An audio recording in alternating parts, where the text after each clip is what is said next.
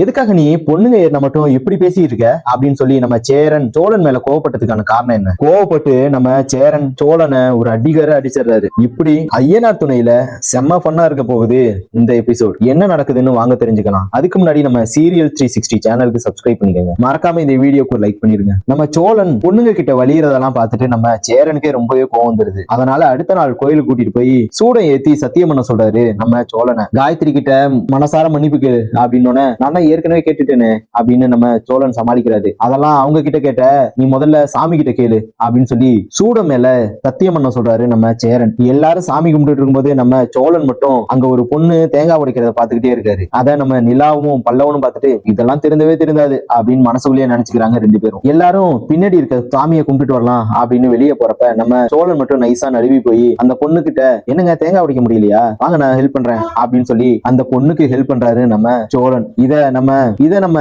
சேரனும் நிலாவும் பின்னாடி இருந்து பாத்துக்கிட்டே இருக்காங்க. இதுக்கப்புறம் என்ன நடந்துச்சு அப்படிங்கறத அடுத்த வீடியோல சொல்றேன்.